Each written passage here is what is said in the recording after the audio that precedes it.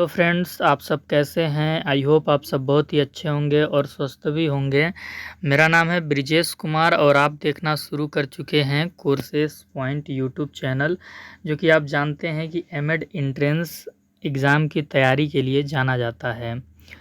अगर आप चैनल पे नए हैं तो चैनल को सब्सक्राइब कर लीजिएगा और वीडियो के डिस्क्रिप्शन में आपको टेलीग्राम चैनल का लिंक मिलेगा, तो टेलीग्राम चैनल को भी ज्वाइन कर लीजिएगा और साथ ही साथ आपको व्हाट्सएप चैनल का लिंक मिलेगा, तो आप व्हाट्सएप चैनल को भी ज्वाइन कर लीजिएगा, ताकि एमएड एंट्रेंस एग्ज़ाम से रिलेटेड कोई भी ऑथेंटिक इन्फॉर्मेशन हो तो वो आप तक न छूटे, आप तक पहुंच जाए।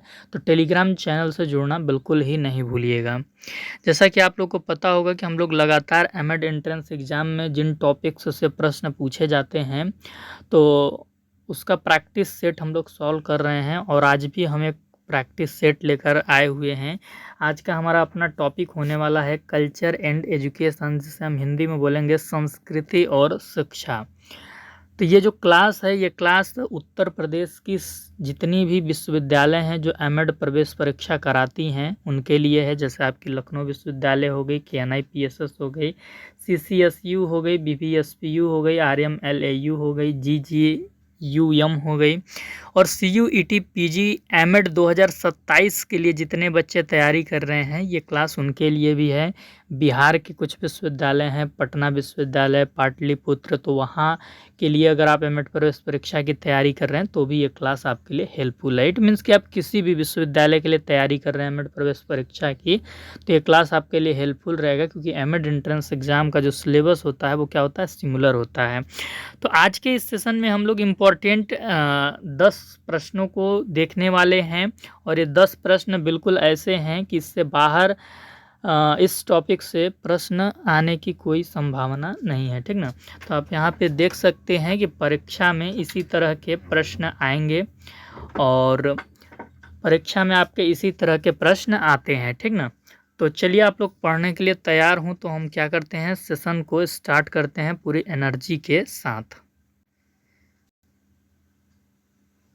सेशन को स्टार्ट करने से पहले मैं आपको बता दूं कि अगर आप इंस्टाग्राम पे मौजूद हैं तो इंस्टाग्राम की मेरी ये आईडी है, इसे आप ज़रूर फॉलो कर लें जाकर, ताकि मैं आपके पोस्ट को देख पाऊँ कि आप किस मनोस्थिति में हैं, आपके जीवन में क्या चल रहा है, ताकि आपका पढ़ने में और मुझे आपको पढ़ाने में मन लगे दोनों का, और जो हमारे बीच का इंटरेक्शन है वो क्या हो जाए, मजबूत हो जाए, ठीक ना। तो हमारा टॉपिक क्या है, हमारा आज का टॉपिक है कल्चर एंड एजुकेशन, संस्कृति और शिक्षा। किसी भी एमएड प्रवेश परीक्षा का पेपर आप उठा के देख लीजिए, यहाँ से 1 या 2 प्रश्न ज़रूर आए हुए हैं, ठीक ना। किसी भी एमएड प्रवेश परीक्षा का पेपर आप उठाकर देख लीजिए, तो यहाँ से 1-2 प्रश्न आते हैं। तो ये टॉपिक आपके लिए क्या है, इम्पोर्टेंट है। तो आज का जो पहला प्रश्न है वो आपके सामने है। प्रश्न क्या है, सभ्यता डैश है और संस्कृति डैश है। तो सभ्यता क्या है भाई और संस्कृति क्या है, ये प्रश्न आपसे पूछा गया है। तो पहला ऑप्शन है साध्य साधन, दूसरा ऑप्शन है साधन साध्य, तीसरा ऑप्शन है परिणाम दिशा, चौथा ऑप्शन है दिशा या परिणाम। तो सभ्यता साध्य है और संस्कृति साधन है, ये गलत हो जाएगा। दूसरा क्या है, सभ्यता साधन है और संस्कृति साध्य है, ये आपका सही हो जाएगा। देखिए, सभ्यता क्या होती है, एक प्रकार की साधन होती है। क्या होती है, साधन होती है। और जो आपकी संस्कृति होती है वो होती है साध्य। संस्कृति क्या होती है, वो होती है आपकी साध्य। तो साधन में क्या आ जाएगा आपका, साधन में जितनी भी हम वस्तुएं देखते हैं, जैसे कि हम प्रयोग में लाते हैं, जितनी भी वस्तुएं हम देखते हैं जो हम प्रयोग में लाते हैं अपने जीवन यापन के लिए, रोज़मर्रा की आवश्यकताओं के लिए, वो सारी सभ्यता है, ठीक ना। वो सारी सभ्यता है, साधन है।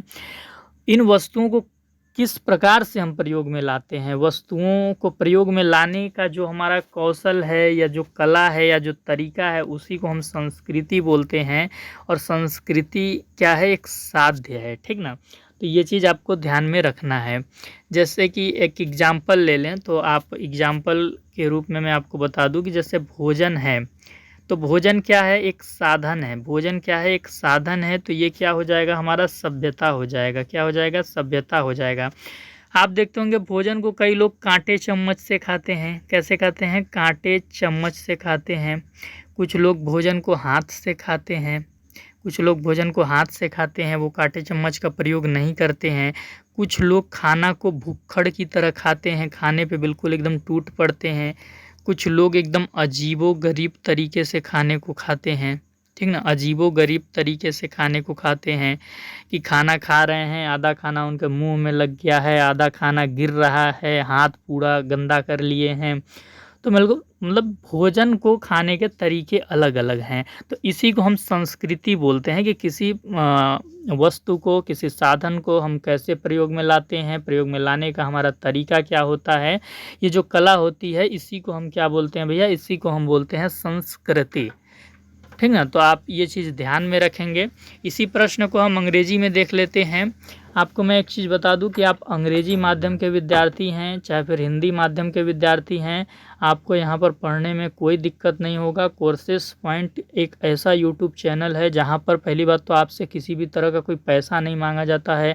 आप 1 क्लास देखते हैं, 2 क्लास देखते हैं, उसके बाद आपको ये नहीं बोला जाता है कि अब तीसरी क्लास के लिए आपको कोई पेड सब्सक्रिप्शन लेना पड़ेगा, हमारा बैच लीजिए। ऐसा कोई भी यहाँ पे चीज़ नहीं बोला जाता है। 100% फ्री एजुकेशन प्लेटफॉर्म है, आप लोगों को पता होगा, और नहीं पता है तो मैं आपको बता दे रहा हूँ। तो और ये जो सेशन भी है हमने बाइलैंग्वेज डिज़ाइन किया है ताकि लैंग्वेज बैरियर बिल्कुल ना आए किसी भी स्टूडेंट की तैयारी में, ठीक ना? तो देखते हैं, civilization is dash and culture is dash. तो आप क्या बोलेंगे? Civilization is means and culture is end, ठीक ना? तो ये चीज़ आपका बी ऑप्शन आपका राइट हो जाएगा। क्वेश्चन नंबर 2 देखते हैं। क्वेश्चन नंबर 2 क्या है? सेशन को आप लोग एक बार लाइक कर दीजिएगा, क्योंकि आप लोग के लिए मैं कितना मेहनत करता हूं आप देखते हैं।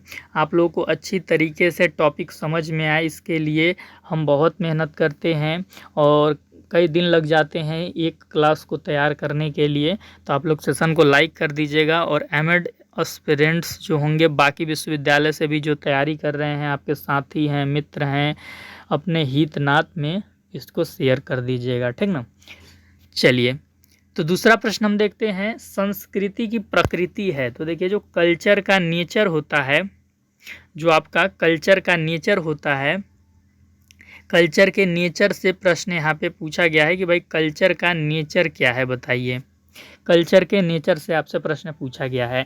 तो संस्कृति की प्रकृति क्या है? ऑप्शन ए है कला व कौशल, ऑप्शन बी है अमूर्त व साध्य, ऑप्शन सी है मानव में निहित होती है अतः आंतरिक गुणों से संबंधित है, ऑप्शन डी है उपयुक्त सभी। तो क्या होगा? तो देखिए, संस्कृति एक प्रकार की कला है। हमने आपको बताया कि भाई हम साधन को कैसे यूज करते हैं, किसी भी वस्तु को रोज़मर्रा की आवश्यकताओं में हमें जिन भी चीज़ों की आवश्यकता होती है उसको हम कैसे प्रयोग में लाते हैं, यही हमारी संस्कृति से संबंधित है। हमारे कार्य करने का तरीका, आप अगर सरल भाषा में समझना चाहेंगे तो कार्य करने के लिए हमें कौशल की भी आवश्यकता होती है, तो संस्कृति को हम कौशल से भी जोड़ेंगे, ठीक ना? ये चीज़ है। संस्कृति अमूर्त होती है। क्या संस्कृति कोई बॉडी है? संस्कृति क्या कोई बॉडी है, या संस्कृति कोई भवन है? तो आप बोलेंगे नहीं, तो आप संस्कृति को देख नहीं सकते। एक अमूर्त चीज़ है, एक अवधारणा है, एक तरीका है, तो आप इसे अमूर्त बोलेंगे। और एक साध्य है, ठीक ना? साध्य है। साधन क्या है? सभ्यता है। तो दोनों ऑप्शन हमारे यहाँ पे सही हो जाते हैं। तीसरा ऑप्शन क्या बोल रहा है? मानव में निहित होती है। तो भाई हमारे कार्य करने के तरीके हम में ही तो निहित होते हैं। हम कैसे खाना खा रहे हैं, हम कैसे नहा रहे हैं, कैसे बाज़ार में जा रहे हैं, कैसे लोगों से बात कर रहे हैं। तो रोज़मर्रा की जीवन में जो भी चीज़ें हम करते हैं ये हमारी संस्कृति से संबंधित है, और ये हमारे अंदर मौजूद होती है, तो आंतरिक गुणों से भी संबंधित है, ठीक ना? तो तीनों ऑप्शन सही हैं, तो इसका आंसर क्या हो जाएगा? उपयुक्त सभी हो जाएगा। आंसर क्या हो जाएगा? उपयुक्त सभी हो जाएगा। इसी प्रश्न को हम इंग्लिश में देख लेते हैं। What is the nature of culture? तो आप बोलेंगे आर्ट एंड स्किल भी है, अब्स्ट्रैक्ट फॉर्म में होती है, और इंड होती है यानी साध्य होती है, और it is inherent in humans, hence it relates to internal qualities. तो हमारी इंटरनल क्वालिटीज़ से रिलेट करती है। तो इसका सही आंसर हो जाएगा option D will be the right answer. Question number 3 हम देखते हैं क्या है भाई। एक महिला चश्मे को अपने बालों पर लगाती है और बापू चश्मे को आंखों पर लगाते थे, इसमें चश्मा क्या है? तो देखिए पहले बात तो इसमें चश्मा लगाने के तरीके को पहले बताया गया है कि एक महिला है वो चश्मे को कहाँ लगाती है, अपने बालों पे लगाती है। बालों पे कुछ लोग आप देखते होंगे स्टाइल के रूप में चश्मे को प्रयोग करते हैं। भाई चश्मा है तो कहाँ लगाएंगे, आप आंखों में जनरली लगाएंगे, लेकिन कुछ लोग अपने बालों पे अड़ा लेते हैं वो स्टाइल मारने के लिए। लेकिन बापू कहाँ चश्मा लगाते थे, अपने आंखों पे लगाते थे। बापू का मतलब यहाँ महात्मा गांधी से है, क्योंकि उनका चश्मा विश्व भर में प्रसिद्ध है और उसको संरक्षित करके रखा भी गया है, आप जानते हैं। तो जो महात्मा गांधी जी थे वो चश्मे को अपने आंखों पे लगाते थे। तो चश्मा लगाने के तरीके पे नहीं पूछा गया है कि ये जो चश्मा लगाने का तरीका है ये क्या है, ये नहीं पूछा गया है आपसे। आपसे पूछा गया भाई इसमें चश्मा क्या है। तो चश्मा एक वस्तु है, और वस्तु क्या है, एक साधन है, और साधन क्या है, हमारा सभ्यता है। तो हमारा क नंबर ऑप्शन सही हो जाएगा। संस्कृति गलत है। संस्कृति क्या है, चश्मा को लगाने का तरीका संस्कृति है, कि एक बालों पे लगा रही है और जो महात्मा गांधी जी हैं वो आंखों पे लगा रहे हैं, ये संस्कृति है। तो ऑप्शन बी गलत हो जाएगा। सभ्यता और संस्कृति दोनों नहीं है भाई, इनमें से कोई नहीं, ये तो बिल्कुल नहीं होगा। तो क आपका ऑप्शन सही हो जाएगा। इसी प्रश्न को हम अंग्रेजी में देख लेते हैं। A women wears glasses on her hair whereas Bapu used to wear them on his eyes. In this context, what do glasses represent? तो ग्लास रिप्रेजेंट कर रहा है सिविलाइजेशन को। Option number A will be the right answer. Culture नहीं होगा, both civilisation and culture नहीं होगा, none of the above भी नहीं होगा। क्वेश्चन नंबर 4 को हम देखते हैं। संस्कृति की अवधारणा के संदर्भ में सत्य कथन है। तो बताइए भाई कौन सा सत्य कथन है संस्कृति की अवधारणा कॉन्सेप्ट के संदर्भ में। तो संस्कृति का पूर्णतया मापन असंभव है। बिल्कुल सही बात है भाई। संस्कृति कोई मूर्त चीज़ तो है नहीं, कोई कॉन्क्रीट चीज़ तो है नहीं कि उसका आप पूरा पूरा मापन कर पाएंगे। भाई संस्कृति कोई चीनी दाल थोड़ी है कि भाई आपने माप लिया कि 1 किलो है, 2 किलो है। तेल पेट्रोल थोड़ी है कि आपने माप लिया कि 1 लीटर है, 2 लीटर है।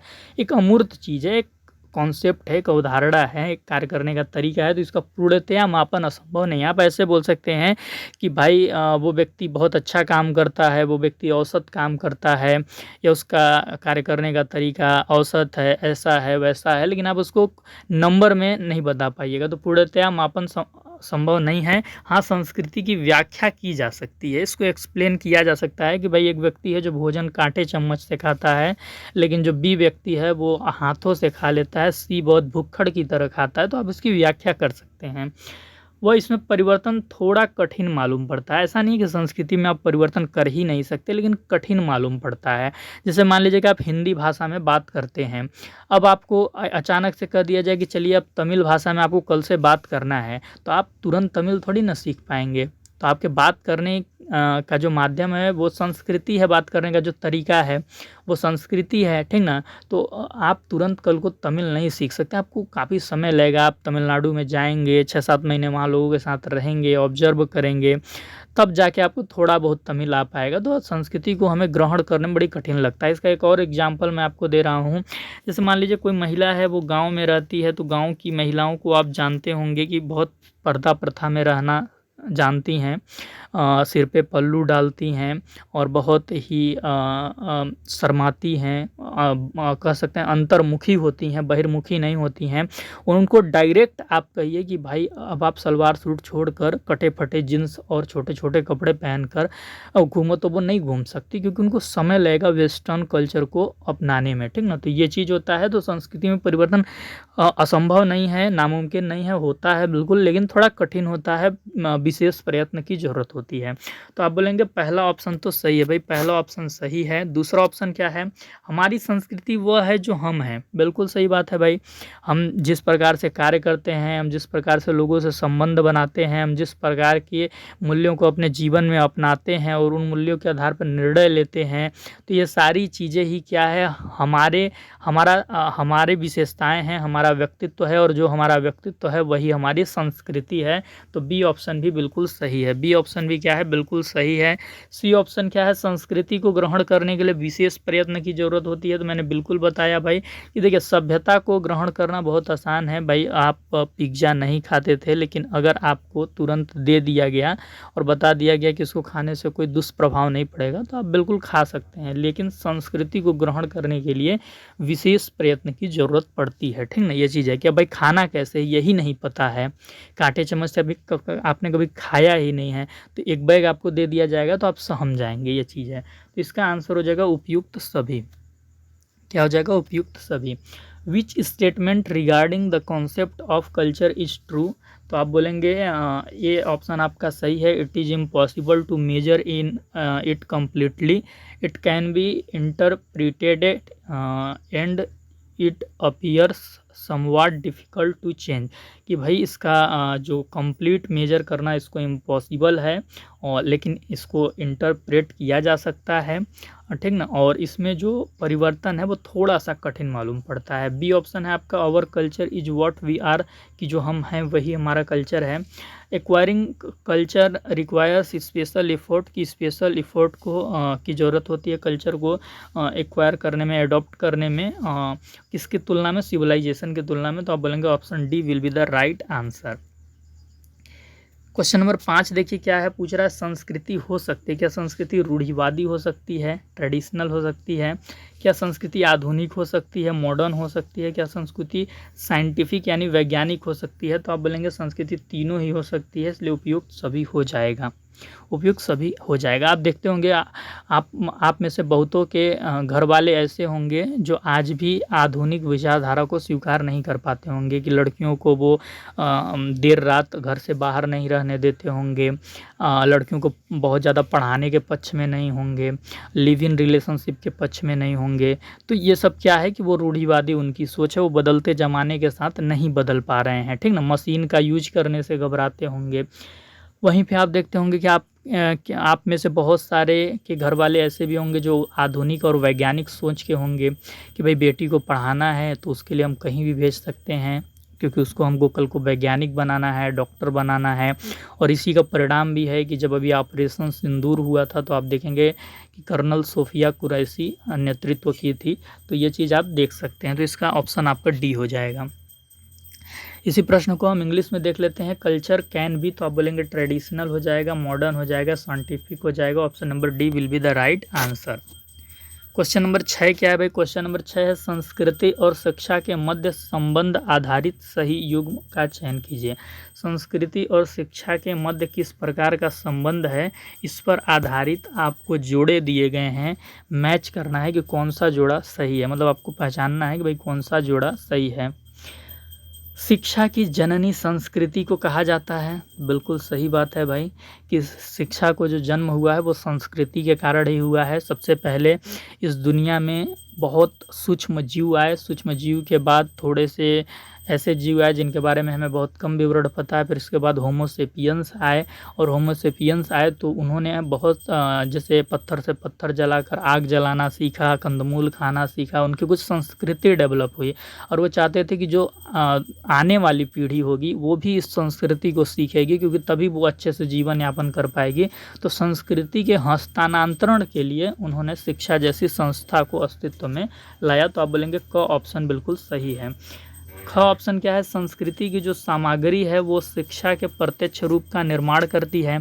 अगर मैं आपसे पूछूं कि आप विद्यालय के अंदर जाकर किस चीज़ की पढ़ाई करते हैं, तो आप बोलेंगे सर पाठ्य पुस्तकों को पढ़ते हैं। पाठ्य पुस्तकों में बहुत सारे चैप्टर होते हैं, और उन चैप्टर्स में बहुत सारे टॉपिक्स को हम लोग पढ़ते हैं। तो टॉपिक्स कहाँ से आए, वो टॉपिक्स समाज में लोग जो थे उन्होंने अपनी संस्कृति डेवलप की, और उसी को आप किताबों में जाकर पढ़ते हैं। तो जो संस्कृति की सामग्री है उससे ही शिक्षा के मूर्त रूप का बोल सकते हैं कि आप निर्माण होता है, प्रत्यक्ष रूप का निर्माण होता है।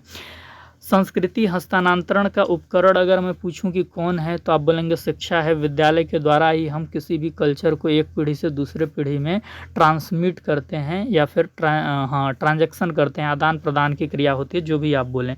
तो इसका ऑप्शन हो जाएगा उपयुक्त सभी। सारे ही युग्म आपके सही हैं, सारे ही युग्म आपके सही हैं। इसी प्रश्न को हम इंग्लिश में देखते हैं।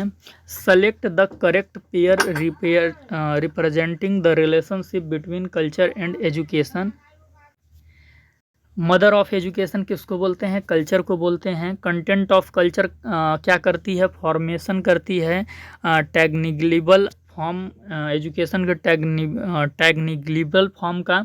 और अगर मैं आपसे पूछूं कि कल्चरल ट्रांसमिशन का इंस्ट्रूमेंट कौन है, तो आप बोलेंगे एजुकेशन है। तो ऑल ऑफ दी अबव सारे ही युग्म सही हैं। ये बहुत इंपॉर्टेंट प्रश्न है, ठीक ना। यहाँ से प्रश्न बनते हैं, इसको आप 3 स्टार लगा लीजिए। 3 स्टार आप क्या कीजिए, लगा लीजिए। जिस प्रकार के प्रैक्टिस सेट में मैं आपको प्रश्न करा देता हूँ ना, आप पूरे यूट्यूब पर जाकर खोज लेना।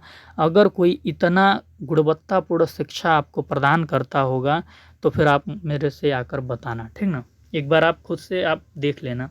संस्कृति उपजती है, मैंने आपको बोला कि शिक्षा किससे उपजती है, तो आपने बता दिया संस्कृति से उपजती है।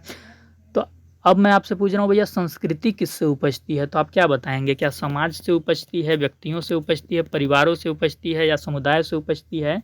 तो आप बोलेंगे सर समाज के अंदर ही तो व्यक्ति आते हैं, परिवार आते हैं, समुदाय आते हैं, तो क्यों ना समाज वाले ऑप्शन के साथ हम जाए। तो समाज से संस्कृति उपजती है, तो एक ऑप्शन आपका सही है। वेयर डच कल्चर ओरिजिनेट, तो आप बोलेंगे from society. Option number A will be the right answer. Question number 8 क्या है भाई? शिक्षा संस्कृति को कैसे प्रभावित करती है? जो एजुकेशन है वो कैसे इफेक्ट करती है कल्चर को? संस्कृति की निरंतरता में सहायक होती है भाई। अगर शिक्षा जैसी संस्था न हो तो एक पीढ़ी से दूसरी पीढ़ी में संस्कृति नहीं जा पाएगी। हम आज पूजा पाठ करते हैं, मंदिरों में जाते हैं, भगवान का बड़ी सम्मान करते हैं, धार्मिक नियम मानते हैं, लेकिन जो जेनजी आ रही है वो इतना ही भगवान को सम्मान देगी, इतना ही भगवान में आस्था रखेगी। ये कैसे पॉसिबल हो सकता है? तो ये विद्यालय जैसी संस्था के माध्यम से ही हम उसमें ये ट्रांसमिट कर सकते हैं, और तभी ये संस्कृति हमारी निरंतर आगे बढ़ पाएगी। तो ये चीज़ है, शिक्षा भाई ये काम करती है, इस प्रकार संस्कृति को बनाए रखती है, उसके औचित्य को। संस्कृति के परिवर्तन में सहायक है। जाति पाति छुआछूत आप देखते थे कि बीते वर्षों में बहुत ज़्यादा होता था, लेकिन अभी जो हम 21वीं सदी में चल रहे हैं तो हमारे पास संविधान की शक्ति है, कॉन्स्टिट्यूशन है, और कॉन्स्टिट्यूशन के चलते ही आज ऐसी कोई भी चीज़ नहीं है, क्योंकि हमारे पास समानता का अधिकार है, स्वतंत्रता का अधिकार है, शोषण के विरुद्ध का अधिकार है, बहुत सारे अधिकार हैं, ठीक ना। व्यक्ति के व्यक्तित्व निर्माण में सहायक करती है। तो इस प्रकार से जो शिक्षा है वो संस्कृति को अफेक्ट करती है। तो आप बोलेंगे उपयुक्त सभी इसका सही आंसर होगा। इसी प्रश्न को इंग्लिश में देखते हैं। How does education influence culture, तो आप बोलेंगे it aids the in the community of culture, it aids in the transformation of culture, it aids in shaping an individual's personality. तो आप बोलेंगे option D will be the right answer. Question number 9 क्या है भाई? यहाँ स नहीं होगा, ये स काट दीजिएगा, मिस टाइपिंग है। संस्कृति से शिक्षा क्या अपेक्षाएं रखती है? कि भाई कल्चर से एजुकेशन क्या उम्मीद लगा के रखती है कि भाई संस्कृति हमको क्या क्या दे। आपके आपको चाहने वाले होंगे बहुत सारे, जितने भी स्टूडेंट हैं सबके चाहने वाले कोई ना कोई होंगे, तो आप उनसे बहुत सारी उम्मीदें लगा के रखते हैं ना, कि वो मेरे साथ टाइम बिताए, मेरे लिए कर दे, मेरे लिए वो कर दे, मुझे ये ला के दे दे, मुझे वो ला के दे दे। तो उसी प्रकार भाई संस्कृति ने क्या दिया? शिक्षा को जन्म दिया। तो वो और शिक्षा को जन्म दिया, और शिक्षा ने क्या किया? संस्कृति को निरंतर बनाने में मदद कर रहा है। शिक्षा के द्वारा ही संस्कृति का औचित्य बना हुआ है, उसमें परिवर्तन हो पा रहा है। तो शिक्षा भी चाहेगी ना कि संस्कृति भी उसके लिए कुछ करे, जन्म दे के छोड़ ना दे, कुछ करती भी रहे। तो शिक्षा संस्कृति से क्या उम्मीद लगा कर रखती है? तो आप बोलेंगे शिक्षण प्रक्रिया संपन्न होने में संस्कृति अपनी सहज सहयोग प्रदान करे, ऐसा शिक्षा चाहती है। कोई भी पाठ्यक्रम बना दिया गया किसी भी क्लास के लिए, तो सिर्फ पाठ्यक्रम बना देने से उसको स्टूडेंट्स अच्छे से पढ़ लेंगे और स्टूडेंट्स के जो अभिभावक हैं वो उसको मान्यता दे देंगे, ज़रूरी तो नहीं है। तो पाठ्य पुस्तकों में जो भी चीज़ पढ़ाई जा रही है, जो भी पाठ्यचर्या में चीज़ें शामिल है, उसको समाज की स्वीकृति मिलना बड़ी ज़रूरी है। समाज स्वीकृति नहीं देगा तो पाठ्यक्रम बड़ी आसानी से आप नहीं पढ़ा सकते हैं विद्यालय में, भले ही उसको कागजी अनुमति क्यों न मिल जाए। तो इसलिए शिक्षा हमेशा चाहती है कि भाई जो भी पाठ्यचर्या बना दिया गया है, पाठ्यक्रम बना दिया गया है, समाज उसको सहज स्वीकृति दे, समाज उसमें सहयोग प्रदान करे। जैसे एक उदाहरण मैं आपके सामने दे लूँ, अगर किताब में नाथूराम गोडसे की प्रशंसा की जाए और प्रशंसात्मक एक चैप्टर रखा जाए, पढ़ाया जाए, और उसको कानूनी आप की अनुमति भी दी जाए, कानूनी तरीके से उसको वैध कर दिया जाए। भाई एनसीईआरटी सिलेबस बनाती है वही मान ले कि सही है भाई ये चैप्टर हम पढ़ाएंगे, गोडसे देशभक्त हम उसको बोलेंगे, तो क्या समाज उसको मानेगा? समाज में बड़ी असंतोष का माहौल हो जाएगा। और भले ही एनसीईआरटी क्यों ना किताबों में छाप दे, लेकिन उसको फिर बहुत विवाद हो जाएगा, वो विद्यालय में पढ़ाने नहीं दिया जाएगा, समाज वहाँ पे आंदोलन खड़ा कर सकता है, उग्र प्रदर्शन कर सकता है, बहुत सारी चीज़ें हो जाएंगी। तो बिना संस्कृति के सहयोग से शिक्षण प्रक्रिया अच्छे से संपन्न नहीं हो सकती। तो शिक्षण जो शिक्षा है वो हमेशा चाहती है कि भाई संस्कृति हमें सहयोग दे। तो संस्कृति का मतलब समाज से है, समाज में रह रहे व्यक्तियों के शैली, जीवन शैली से है, तो वो चाहती है कि भाई सहयोग दें। दूसरा ऑप्शन क्या है? शिक्षा की पाठ्यचर्या को दिशा प्रदान करें। तो भाई संस्कृति के पास सामग्री होती है और उसी सामग्री को हम शिक्षा का पाठ्यचर्या बनाते हैं। तो संस्कृति में अच्छे अच्छे अगर विषय वस्तु आएंगे तो शिक्षा को भी एक अच्छा दिशा मिलेगा। राष्ट्रीय शैक्षिक दर्शन हेतु आधारभूत तत्व प्रकाश में लाए। तो हमारी संस्कृति ही ये निर्णय करती है कि भाई हमारे राष्ट्र का शिक्षा दर्शन क्या होगा। हमारी संस्कृति रही है वसुधैव कुटुंबकम की, हमारी संस्कृति रही है सहिष्णुता की, क्योंकि हमारे देश में ऐसा कोई धर्म नहीं है, ऐसा कोई देश का व्यक्ति नहीं है जो आकर नहीं रहा हो, हमने उसको शरण न दी हो और हमने उसके प्रति अपना विश्वास न जताया हो। तो ये कुछ हमारी जो संस्कृति है, एकता में अनेकता में एकता की, वसुधैव कुटुंबकम की, सहिष्णुता की, तो इसी से हमारे राष्ट्र का भी शैक्षिक दर्शन तैयार होता है। यही हम जाके पाठ्यचर्या में पढ़ाते भी हैं, चाहे वो किसी भी पाठ्यक्रम के लिए पाठ्यचर्या हो, किसी भी कोर्स के लिए। तो उपयुक्त सभी हो जाएगा, इसका आंसर क्या हो जाएगा? उपयुक्त सभी। इसी प्रश्न को इंग्लिश में देखते हैं। What does education expect from culture? तो क्या एक्सपेक्ट करता है भाई एजुकेशन कल्चर से? तो वो एक्सपेक्ट करता है कि भाई एक नेचुरल सपोर्ट प्रदान करे टीचिंग प्रोसेस को कल्चर। पहला तो ये एक्सपेक्ट करता है, तो ए ऑप्शन आपका सही हो जाएगा। बी ऑप्शन क्या है? It should provide direction to the educational curriculum. तो वो चाहता है कि भाई संस्कृति अपने आप को सुधारे और पाठ्यचर्या भी उसी हिसाब से सुधरती रहे, तो एक डायरेक्शन अच्छा मिलता रहे, ठीक ना। ऑप्शन सी क्या है भाई? ऑप्शन सी चाहती है कि जो हमारे देश का एजुकेशनल फिलॉसफी है उसको और अच्छे आधारभूत तत्व मिल सकें। तो तीनों ही ऑप्शन सही है। ये उम्मीदें शिक्षा संस्कृति से लगाए रखती है। आज के सेशन का अंतिम प्रश्न है, तो आप देखिए इस प्रश्न को। संस्कृति और शिक्षा के मध्य संबंध के संदर्भ में सही युग्म को पहचानिए। तो फिर से आपको जोड़े पहचानने हैं भाई कि कौन सा जोड़ा सही है, और संस्कृति और शिक्षा के मध्य संबंध के आधार पर ये जोड़े दिए गए हैं। तो देखिए पहला जोड़ा क्या है? पहला ऑप्शन क्या है? एनसीईआरटी द्वारा कक्षा 8 की पुस्तक में अकबर को क्रूर शासक बताने पर समाज के एक विशेष वर्ग में असंतोष पैदा होना, संस्कृति का शिक्षा को अपूर्ण सहयोग।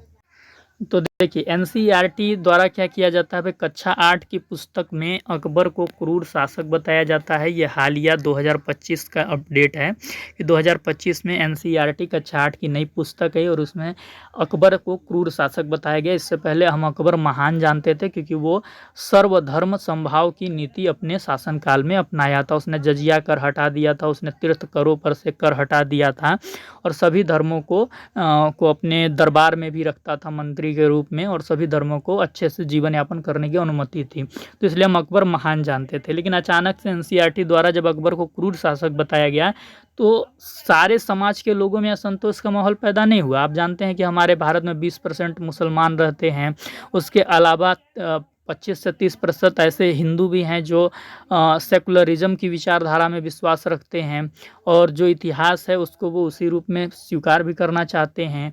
तो एक समाज के मतलब आप मान सकते हैं कि 40% लोगों में असंतोष का माहौल पैदा हुआ, और उन्होंने इस पर नाराज़गी जताई कि भाई एनसीईआरटी ये गलत कर रहा है, इतिहास को मैनिपुलेट न किया जाए। तो यहाँ पर क्या किया जा रहा है भाई? सांस्कृतिक शिक्षा को अपना पूरा सहयोग नहीं दे पा रही है, 60% लोग ही उसमें सहयोग दे रहे हैं। तो ये जोड़ा आपका सही है। दूसरा जोड़ा क्या है आपका?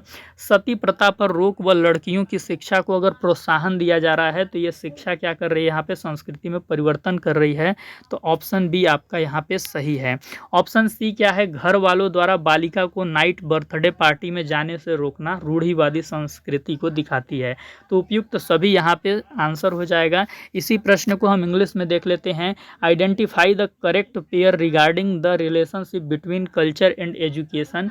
तो आप बोलेंगे कि dissatisfaction arising among a specific section of society due to the portrayal of Akbar as a ruler in the class 8 NCERT text book. तो ये incomplete support of culture towards education को प्रदर्शित करता है। ऑप्शन बी क्या है, ban on the practice of sati and encouragement of girls education. क्या है भाई कि यहाँ पर एजुकेशन के थ्रू कल्चर में चेंज हो रहा है, तो ये भी जोड़ा आपका सही है। ऑप्शन सी क्या है, family members preventing girl from attending a night time birthday party. तो ये कंजर्वेशन कल्चर को प्रदर्शित कर रहा है। तो option D will be the right answer, ये आपका सही है। तो इस प्रकार से ये सेशन समाप्त होता है और यहाँ पर हमारा यूनिट 2 समाप्त हो चुका है। अगर आप CUET PG एमएड का ऑफिशियल सिलेबस फॉलो कर रहे हैं तो उसमें यूनिट 2 समाप्त है और अब आगे हम यूनिट 3 के टॉपिक पर प्रैक्टिस सेशन करेंगे, ठीक ना। तो चलिए इसी के साथ हम आपसे मिलेंगे नेक्स्ट सेशन में नए टॉपिक के साथ। तब तक के लिए चैनल को आप सब्सक्राइब कर लें। वीडियो के डिस्क्रिप्शन में टेलीग्राम चैनल का लिंक मिलेगा, आप ज्वाइन कर लें, और व्हाट्सएप चैनल का भी लिंक मिलेगा, आप ज्वाइन कर लें। आपके परीक्षा की जो भी अपडेट होगी, उत्तर प्रदेश की जो स्टेट यूनिवर्सिटीज़ हैं जिनमें एमएड एंट्रेंस एग्ज़ाम नहीं हुआ है, तो टेलीग्राम चैनल पर मैं अभी चेक करके अपडेट आपको दे देता हूँ।